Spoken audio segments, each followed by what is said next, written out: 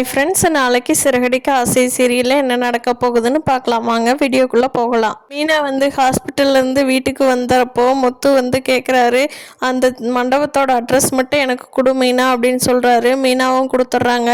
அங்கே போய் முத்து விசாரிக்க போகிறாரு. ஆனால் அங்கே போய் பார்த்தா சிந்தாமணி ரெடியாக பணத்தை வச்சுட்டு மண்டபத்துக்கு அட்வான்ஸ் கட்டுறதுக்காக வெயிட் பண்ணிகிட்ருக்காங்க. முத்துவுக்கு உடனே தெரிஞ்சிருது இது சிந்தாமணியோட வேலை தான்.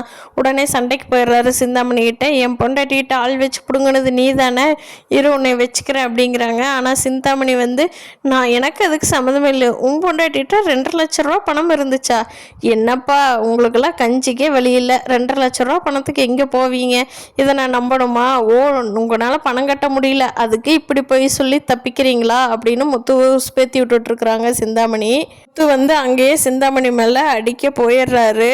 ஆனால் அங்கே இருக்கிறவங்களாம் தடுத்து நிறுத்திடுறாங்க. ஏன்பா உனக்கு ஆதாரம் இருந்ததுன்னா நீ சிந்தாமணி சொல்லலாம், எப்படி சொல்லலாம் நீ சிந்தாமணியை? அதுக்கு முன்னாடி உன் ஒய்ஃபு பணம் கொண்டுட்டு வந்தாங்களாங்கிறதுக்கு என்ன ஆதாரம்? பணம் கொண்டு வரது உண்மையாக இருந்தால் நீ போய் போலீஸ்கிட்ட கம்ப்ளைண்ட் பண்ணி அதை பாருப்பா அப்படின்னு சொல்கிறாங்க மண்டபத்தில் இருக்கிறவங்க. முத்துவும் அதுதான் கரெக்டுன்னு சொல்லி போலீஸ் ஸ்டேஷனுக்கு கிளம்பிடுறாரு. போலீஸ்கிட்ட கம்ப்ளைண்ட் கொடுத்துட்றாரு. போலீஸும் அங்கே இருக்கிற சிசிடிவி எந்த இடத்துல காணாமல் போச்சு என்னங்கிற டீட்டெயில் எல்லாம் அவங்களும் கேட்டு தெரிஞ்சுக்கிறாங்க.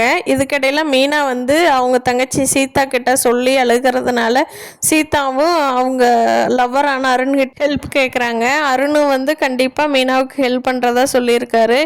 எப்படியும் முத்துவும் அருணும் சந்திச்சுக்க போகிறாங்க. அவங்க 2 பேர்த்துக்கும் தான் ஒத்து வராது இல்லையா? பார்க்கலாம் இனி வரப்போகிற நாட்களில் மீனாவோட பணம் கிடச்சி கான்ட்ராக்டில் சைன் பண்ணிடுவாங்களான்னு. Thank you friends.